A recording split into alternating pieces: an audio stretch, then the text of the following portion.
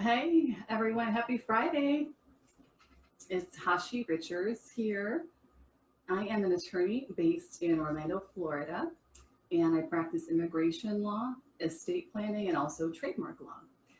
So today is Facebook Live with Hashi, and I am in my home office today, hence all the books.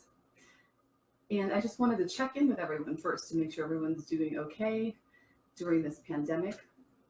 Hope everyone's doing well and taking care of themselves and practice social distancing like I am. It's been rough though. I mean, it's been interesting, not being able to go out and about like I normally do, having our son at home. But the more that we practice social distancing, even though they're sort of releasing some of the measures and loosening some of the measures, I'm still personally following them. So I know it's to each person their own, but I'd like to just stick to that for me and my family, just to make sure that we're doing whatever we can to sort of reduce the spread, right? So just wanted to start off by answering a question that I received via DM. Someone asked me when I became a citizen. And I became a citizen in 1994, greatest day of my life, right? To be, after living here for so many years, to finally become an official citizen was amazing. And I have my naturalization certificate, the original one still. And having gone through the process myself makes me want to help other people as well. So that being said, so I wanted to just update people. And if I look down, I have some notes here just so I stay on topic. So if you see me looking down, that's what I'm looking at. So first of all, USCIS has announced that they are going to be opening their offices to the public beginning on or around or after June 4th. So June 4th is the earliest they're going to be opening. So what does that mean? So they're rescheduling interviews now and biometrics appointments. So if you've received a notice that your interview or biometrics has been rescheduled, it will be rescheduled probably after June 4th, right? Now that's a tentative date. It could be after June 4th, but June 4th is the earliest that they're saying. The offices will be open to the public, but they are currently open and they're working, right? So now is actually a really good time to file your petitions because everyone thinks they're closed. So if people think they're closed, then not as many people are filing. And so if you file now, you'll get your receipt notice, faster and all of those things. So now is actually a good time to file. They're working behind the scenes. They're not open to the public. Again, June 4th is sort of the date that we're all looking for when they'll be open to the public. Today, I wanted to talk about a topic that is very, very important. I don't think a lot of people know about it, and I wanted to bring it to the public awareness, right? So it's something called Bolla. And if you Google it, it's VAWA, and it's an act, passed by Congress in 1994. And there's certain provisions in there pertaining to immigration, specifically non-citizens, right? And I wanted to go through the different categories to help you understand who is eligible to qualify and also what is required and what is not required. There's, I think, a lot of misconceptions. If you do know about VAWA, there's some misconceptions, and I want to clear that up. And my office handles these. So if you are interested in a consultation, possibly finding out if you're eligible, you can call my number 407-476-5320. I also put it on the top of the video, or you can visit my website to also book a consultation. All right. So again, it's called VAWA, VAWA, and it's short for the Violence Against Women's Act. Now, does it only apply to women? No, it also applies to men. So keep that in mind when we're going through this, that it's both men and women, and also girls and boys, children, girl and boy children as well. And also parents, male and female parents. Okay. All right. So like I said, if you're just logging on, if I look down, I have some notes here just so I stay on topic. Hi, Mom. Hi, Mabu. All right. So we're talking about Bolla. Mabu knows about Bolla. She's also an immigration attorney. So this is just a little recap All right, so before I go on to Bolla, though, I wanted to give everyone the number for the domestic violence national hotline, okay? Because we're going to get into some topics of marital problems and also uh, mental physical abuse, maybe. And so the number is 800 799 7233. 800 799 7233. So if there's anyone that needs that number, or if you know someone that needs it, you can share it. Absolutely very important, especially during this time of this pandemic, that these numbers are on the rise, unfortunately. Child abuse and also spousal abuse, right? So please share that number and also type it, let me just type it in the comments right now so people will have it. National domestic. I actually saw something on Facebook about this, pictures of victims in the UK, and it was absolutely horrific. So there's a number there. Okay, so people can have it. All right, so who can file for Bolla? All right, so if you are the spouse of an LPR, which is a green card holder, or the spouse of a U.S. citizen, you are eligible to file, okay? And you can also include your non-abused children. So for example, if you're married and you're the one that's being, and I use the word abuse, but it doesn't have to be physical abuse. It can be extreme cruelty. We'll get to that in a second. But it can be your children. So if you're the one being abused and you have quote unquote non-abused children, they can be included in your petition. Okay, so don't worry about them. You can also have been divorced from a green card holder or U.S. citizen if that divorce happened within 2 years of your filing of your petition. Okay, the next category is a parent. So if you are the parent of a U.S. citizen and that U.S. citizen child is at least 21 years old, you can also file, and you have to be living with that child. Okay, so second category, parent of a United States citizen, and that citizen has to be at least 21 years old, and you have to be residing with them. The third category is a child, and you can be the child of a U.S. citizen or a green card holder, and the child has to be under 21. Now, there's some exceptions. Actually, the age is 25, I should say, and you have to be able to show that the delay in filing from between 21 and 25 was because of this, the extreme cruelty, right? You have to show a connection why you waited the 4 years, okay? So those are the three categories: spouse, parent, and child. So keep that in your mind as we go on to talk about what actually qualifies besides, your relationship. I wanted to talk about why it's important, why Bolla is important.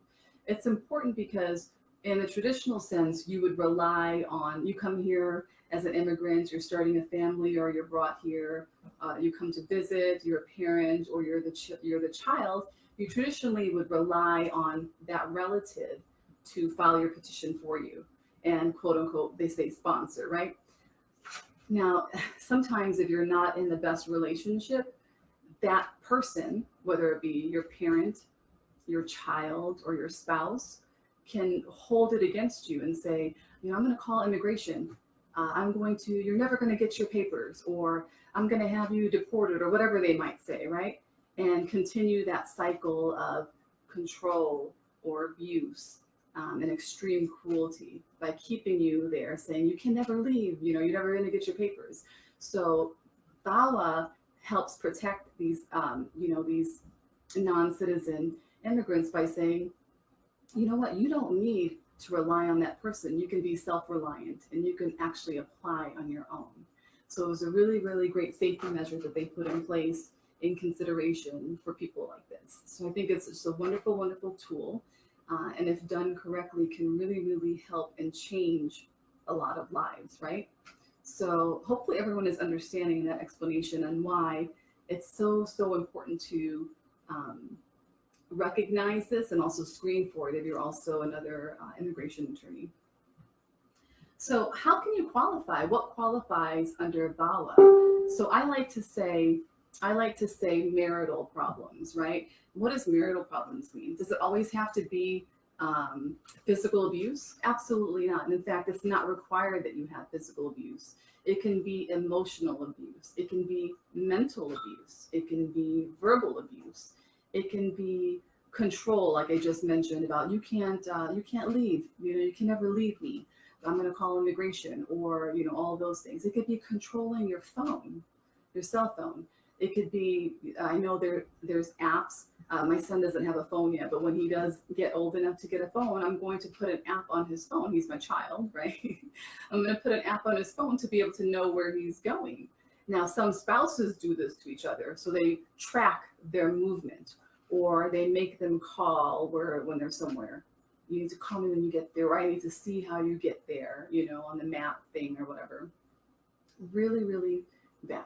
Or they're constantly texting or constantly calling to find out where you're at or when you're coming, like all of those things. So those all qualify as part of this quote unquote marital problems. Because some people, and I don't like to use the word abuse because, as we know, domestic violence victims don't like to say, or sometimes they don't want to admit that they're a victim, right? So if we change the terminology a little bit, maybe people will be more willing to share, right? Okay, so I talked about the phone comings and going, also withholding of intimacy, right? If you're married, you're intimate with your partner, and some partners withhold intimacy as a form of control as well. So all those things, those are in the typical spousal relationship. The other ones can be parent-child, right? Um, you can control your parent, you can control your child, and you can be extremely cruel to your children or parents. So, it's very, very important to identify those issues in any of your clients, or you come to see me, I would do the same thing, right? Identify any of those issues and try to assist you in that way. All right. The great thing about Bolla is that normally, if you wanted to adjust status means if you're already here in the United States and you file an application to adjust where you don't have to leave the country, right?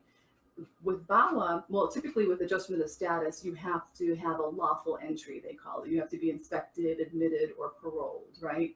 You have an example is you come through the airport, you have your passport, which is your passport, and you were granted entry into the United States. Now, with Bolla, you don't have to have a lawful entry. So that's a great, great thing. You don't have to have a lawful entry. You could also have overstayed your visa. If you did come within a lawful entry, you could have overstayed and still also adjust status. So you don't have to leave. Okay. There's also no police reports required. So you don't have, in your application packet, you don't have to submit any police reports. You don't have to have any proof, any pictures. You don't have to have any hospital reports. Those are not required as part of your application, as part of your filing. Okay, so some people think, well, I never went to the police. There's no record. There's no proof. That's not required. And finally, probably one of the most, in my opinion, one of the most important aspects of this is that once you file, you can also file what's called an I-765 to obtain your work permit. And what a key to freedom, right? To be able to work, to be able to support yourself and support your children. And so when I tell my clients that, I can't even tell you how emotional they get. I get emotional, So how amazing is that? So you can work. So again, no lawful entry required. You can get your work permit. And also it's not required to have police reports. Let me see the comment here. Okay, especially during this COVID-19. Exactly. That's absolutely correct. Children whose safe haven was school, right? Going to see their teachers and their friends, being able to sort of quote unquote escape the home environment has been completely stripped from them. Some kids, their only meal was at school, and so some kids are really, really struggling right now. Same with spouses, right? Or even parents. So it's a really, really, really, really difficult time for a lot of people. And so this is, like you said, especially relevant now. Let me just scroll through to see if there's any more comments. Okay. All right, so how do you file? So, you file by filing what's called an I-360, and I don't want to get too technical, but you file the I-360 along with what's called, the form is called I-485, so you can do both of those and also file the work permit application, and you can do that all together. And the work permit usually comes first, so you can start working. And it's just amazing. It's a really, really good tool to have in your toolbox, right? So some questions that I get that are common are, can men file? And I think I already went through that. Absolutely. It says Bolla, but men can also file. Men can also file. Men are also abused, right? Men also suffer extreme cruelty. It may not be as common to talk about, but absolutely men can file. And I encourage them to file if they're in the same type of situation that a woman's spouse, child, or parent is in, right? They have the same rights under this particular act. So yes, they can file. Another question is, can you be divorced and filed? And I think I answered this in the beginning, but yes. So if you are divorced within 2 years of filing the petition, and you have to, yes, so you can file if you've been divorced. Can you stay married? So people think, oh, I have to get divorced. No, you don't have to get divorced. You can still stay married. You can still have your children living there. You don't have to leave. Does your spouse have to know that you're filing this? No. You're offered protection. So it's all confidential, so they will not know. Do they know sometimes? Yeah, they do. If you tell them, right? Sometimes they both come to the consultation together. So yes, either you don't have to tell them or they come with you, but it's confidential. So they wouldn't have to know if you didn't want them to. Someone asked, can I get remarried prior to the approval? So it takes a while to get approved, right? To get the approval notice. Can you get married from the time that you file it to when it's approved? No, you can't remarry during that time, but can you get remarried after the approval? Yes, you can get remarried after. So, there's a lot of different options. There's a lot of different avenues that you can pursue with this particular way of filing. So the best thing to do if you think you may qualify or if you want to discuss your options, you can call my office, 407-476-5320, or you can always go to my website and just directly schedule a consultation there. It's HashiRichards.com, and I wrote it in the top of this the live video. Also, I've created, I don't know if you can see it, but I've created an immigration group. It's called Questions and Answers for Immigration. So if you want to join that group, just send an invite or click on it and just answer the questions. And if you meet the guidelines of the group, I would be more than happy for you to join. There's just a few questions that I ask, and then you can join. And let's see, I see a comment here. Right. So yes. So this particular person is saying that they are supplying groceries, but so they're doing that down here. They are providing meals for children that go to the local schools here. Which is wonderful. The issue that I see with that is that some people don't have transportation to get to these locations. I know they're offering bus routes and bus offerings to get there, but I'm not sure if people know that. And I have heard some instances where people have gone to try to pick up food for their neighbors, and then they're turned away because they don't have that number of kids in their car. So that's a little bit problematic. Also, there's always some bad apples in a group, right? So if you're offering free food, unfortunately, in one of the counties down here, people were going from location to location, gathering the food, and then proceeding to sell it on Facebook and different online channels. And so the kids that really needed the food were not being serviced because they ran out of food, right? But I think it's wonderful. Yes, they're supplying backpacks to give groceries away. That's wonderful. I'm not sure what's going to happen in the summer. I know down here, and I'm based in Orlando, Florida. Down here in the summer, they usually have food at the libraries. Every day they give lunch to the kids, right? So just a wonderful resource. You might want to check in your own city and state to see if they're doing something like that as well. Okay, let me see if there's any more comments.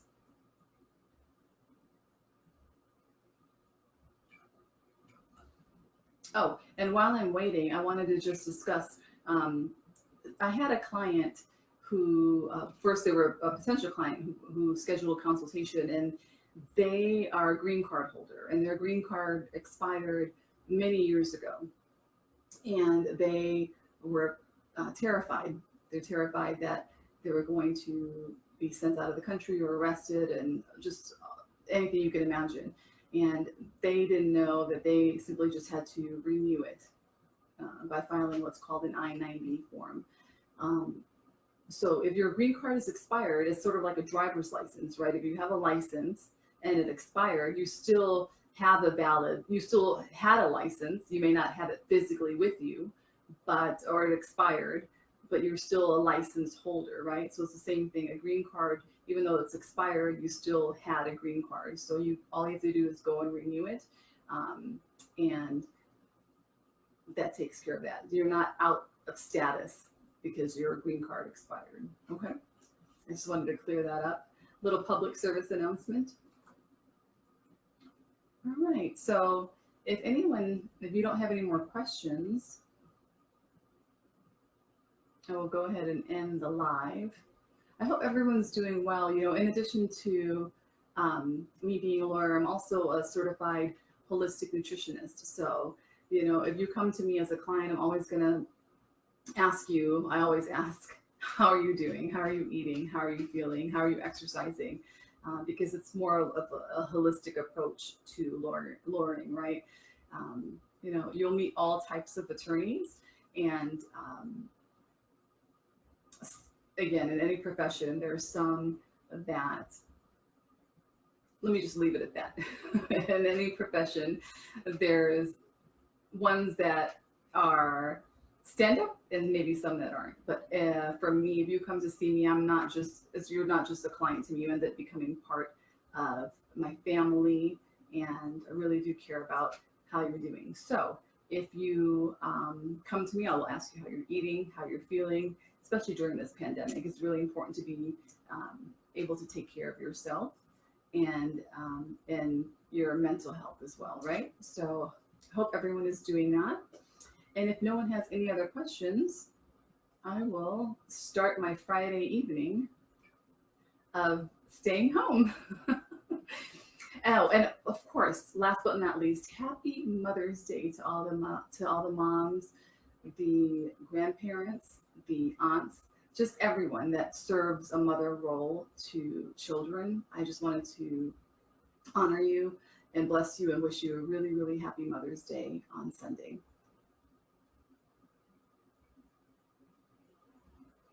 All right, everyone, have a good weekend.